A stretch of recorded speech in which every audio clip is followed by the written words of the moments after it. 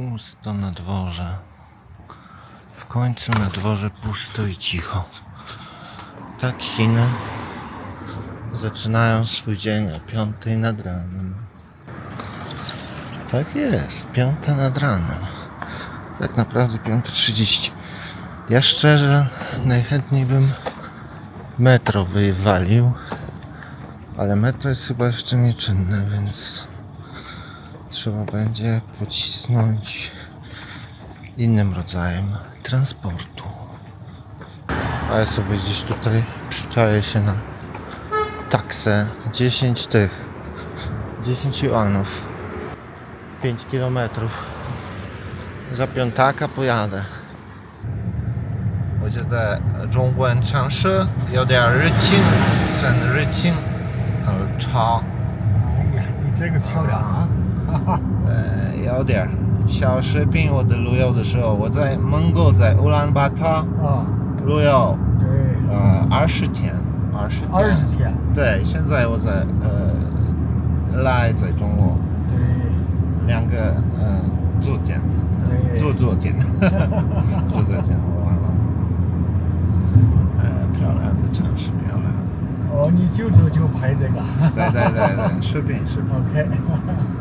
我说话也是在这里。对。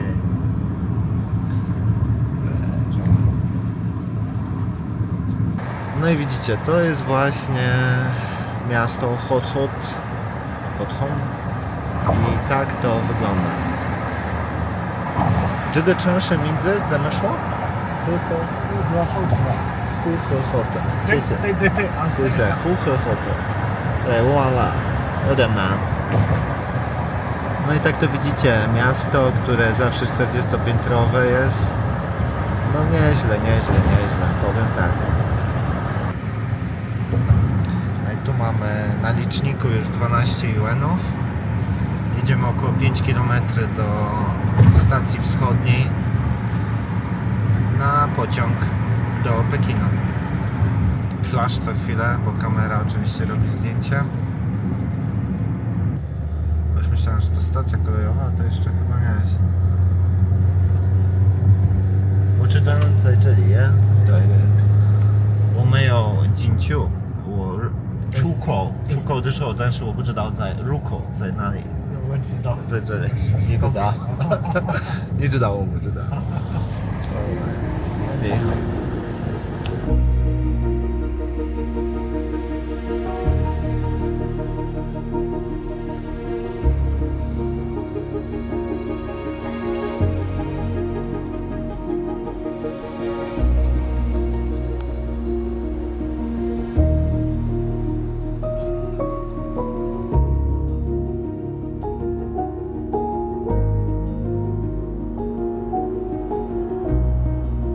Kiedyś jeszcze kolega się mnie spytał, czy Patryk, bo on nie był w Chinach i się tak mnie pyta, mówi, bo ja słyszałem, że Chiny są tak daleko rozwinięte, że my ich nigdy nie dogonimy. Ja na to pytanie tak w sumie nie wiedziałem za bardzo jak odpowiedzieć, bo sporej części Chin też nie widziałem, ale widziałem wystarczająco dużo, żeby odpowiedzieć na to pytanie. My nie mamy czego szukać. Jeżeli przejedziesz się między Mongolią a Chinami, to zobaczysz tą drastyczną przepaść, która po prostu wkracza między te dwa światy. Ja myślę, że to jest świetna lekcja życia. Odwiedzić Mongolię i przekroczyć tylko te dwie granice. To już jest wystarczający szok, według mnie, żeby doznać, jak ludzie mogą inaczej, zupełnie inaczej żyć w tych czasach. Jedni w barakach, w kulturze, wiecie, krowy, pastwiska, a drudzy jakieś hipermarkety, budowle.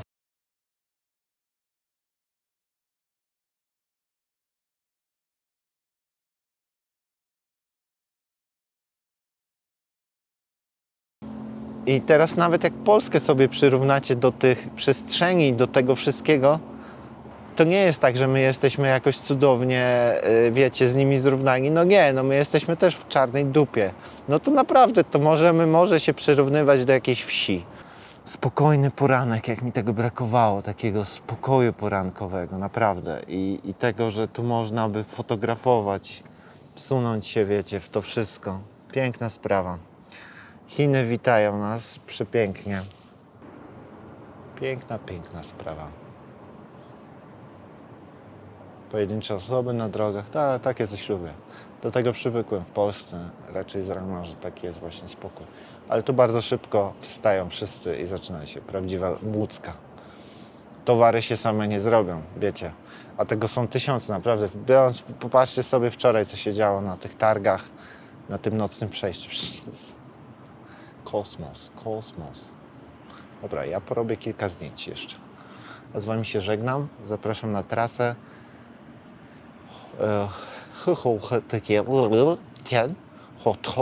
Hothon do Szanghaju. Widzimy się w Suzhou. Tak naprawdę.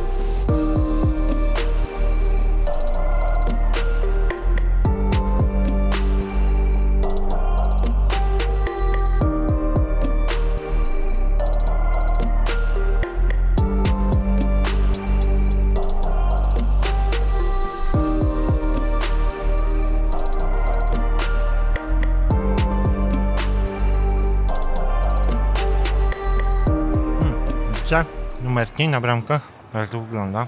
Mamy numerek za naszym pociągiem G4258, 2458, 7:15, Beijing Północny.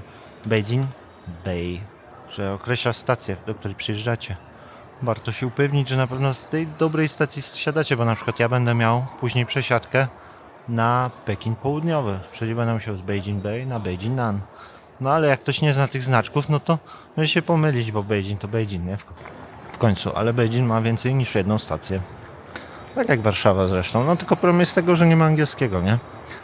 I ten brak angielskiego może tutaj rozłożyć na łopatki. Jeżeli się jest w jakimś mniejszym mieście, czy na przykład w wewnętrznej Mongolii, no to już widzicie, angielskiego nie będziecie mieli. I będzie bida.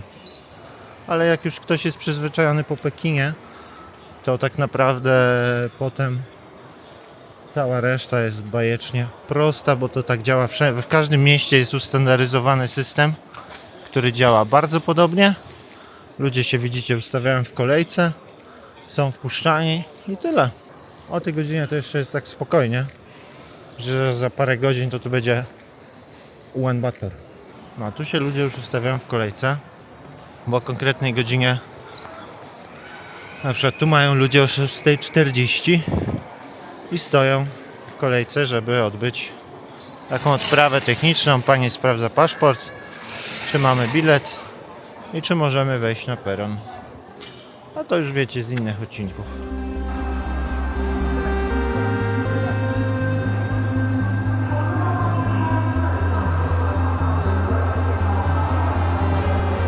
Trochę ruchu na temacie, bo z grubo ponad, myślę, myślę, że z 1000 wejdzie do tych pociągów. W każdym pociągu 2 na 2, 4, 15 razy,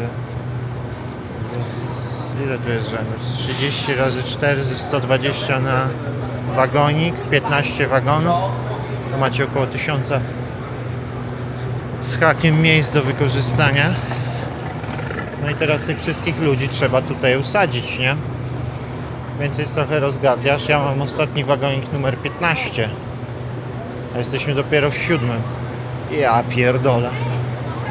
Powiem tak, ale to jest duże. Ty, w ogóle ja się zastanawiam, dlaczego ludzie z drugiej strony idą. Ale to ciekawe, z 2 stron idziemy. To było jeszcze jakieś jedno wejście, o którym ja nie wiedziałem. Nie mam pojęcia. Jakby z drugiej strony ludzie idą. Mam wrażenie, że jakby górą są puszczeni. Może zjeżdżali, czy coś. Może z 2 stron są były. Tam było 3 i 4 chyba. Może do tego. Podwójne wejście. Ja pierdzielę, żeby dojść do ostatniego wagonika z pierwszego, to takie dobre 5 minut. A wiecie, on musi tutaj co do minuty odjechać. Nie no, kolej tutaj w Pekinie, w ogóle w Chinach jest na bardzo wysokim poziomie. Pan się spojrzał, jak wygląda turysta. Właśnie tak wygląda turysta, jak ja. Tak jak ja. Tak wygląda turysta. Proszę, z kamerą. A teraz dalej idziemy. No, już 13. Jesteśmy blisko, jeszcze 2. Nie no, podróżowanie takimi szybkimi linijami kolejami jest na pewno wygodne. I w takim kraju jak Chiny potrzebne. Długie dystanse. Piękna sprawa, piękny peronik.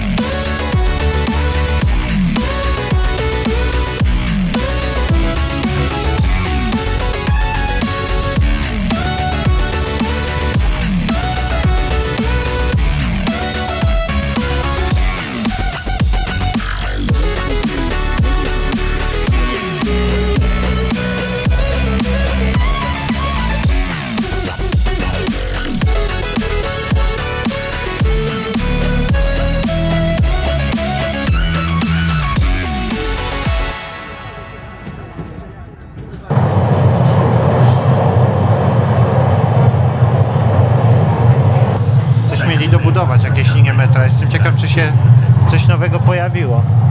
Ale chyba się pojawiło coś tam, tak myślę. 17. Ale wydaje mi się, że nie, że budują cały czas. A rok temu byliśmy na tej stacji. Dasian. Na tej stacji żeśmy się transferowali na lotnisko. Taki spryt.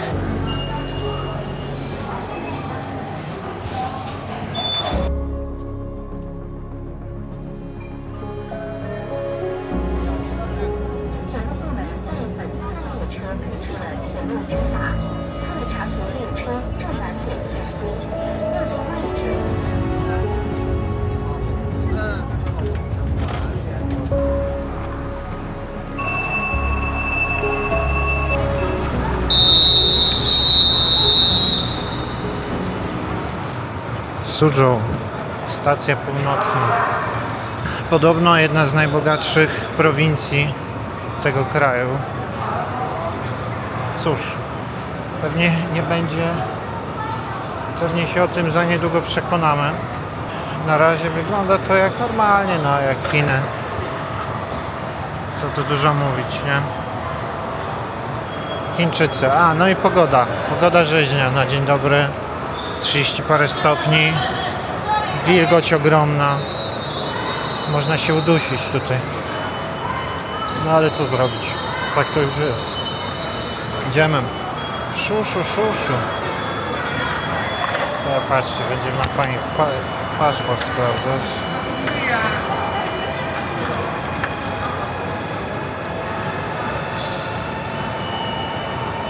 Ciśnij. No idziemy dalej. Parking, metro. 30 stopni, pogoda bardziej odczuwalna jak w Dubaju, tak miałem to samo. Ciekawie, wytresowani Chińczycy. Mam chciał jakąś toaletę złapać. No dobrze. To żeśmy dojechali, co nie jest niczym nadzwyczajnym. No bo co, dojechać to chyba każdy może, prawda? Do Suzhou. Zmęczony jakoś też nie jestem. To samo co w innych, nie? Miejscach. Jak można powiedzieć, że rozkład ten sam. Gdzie jest toaleta? Toilet. Ja tu będę umierał. Coś czuję w tej prowincji, ale trzeba przeżyć, nie? Trzeba przyjechać, trzeba się tam... W metrze jest. To było dobrze. Toilet tam, toilet tu. O, jest toaleta. Hurra. A później z powrotem. Do metra. Metro numer 2.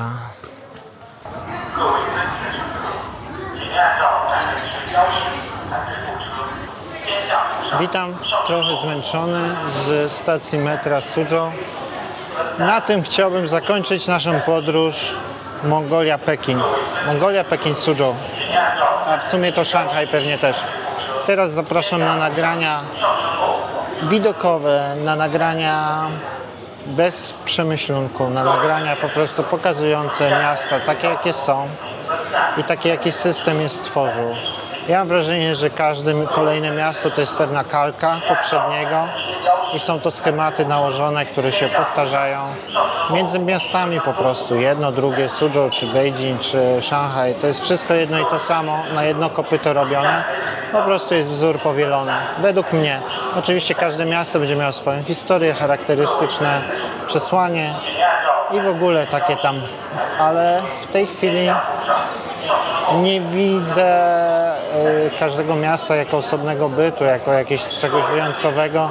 Mam wrażenie, że to jest ograniczona wolność, która jest pod pozorem wysokiego dobra, dóbr materialnych, wysokiego rozwoju i różnice pogodowe i horyzontowe, naturalne. I tak bym to ujął. Teraz czekamy na drugą linię metra, a ja się z Wami pożegnam. Bo dotarliśmy do celu naszej podróży nie w takim stylu, jakbyśmy chcieli, ale w takim, na jaki pozwala chiński system. Chiński system, chińskie reguły gry. No. I tak to wszystko wygląda. No nic, nadjeżdża metro, ja kończę. Widzimy się przy następnej podróży. Mam nadzieję, że z Rosji. Czy ten cel zostanie osiągnięty? Mam nadzieję, że Rosję uda mi się połączyć z jakimś ciekawym krajem i zrobimy kilka krajów w następnej sezonie. To by było naprawdę ekstra. Do zobaczenia. Trzymajcie się ciepło. Cześć.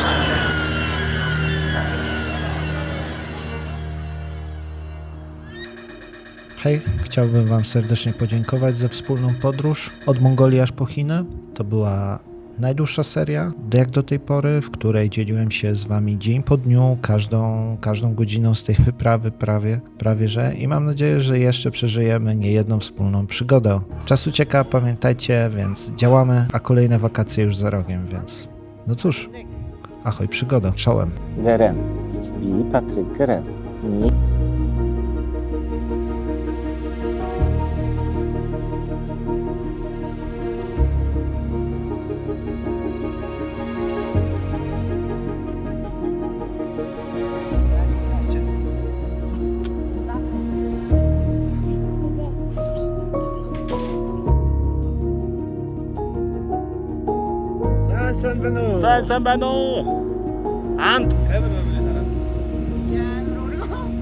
To jest dziennik podróży z Mongolii.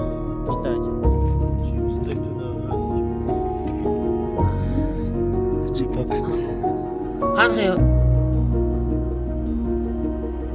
W oddali namalowały się nam chyba 3 albo 4 tysięczniki.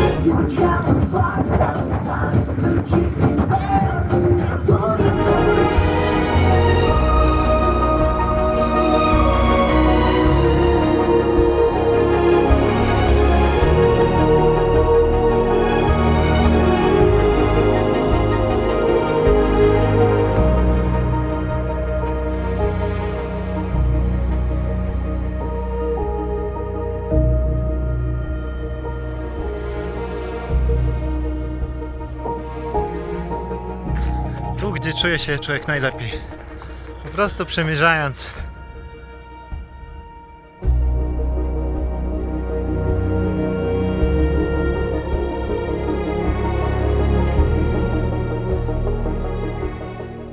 Patryk, nigdy się nie poddawaj. Pamiętaj, to co wydaje się niemożliwe, jest możliwe. Tylko ty jeszcze o tym nie wiesz. I to jest właśnie to.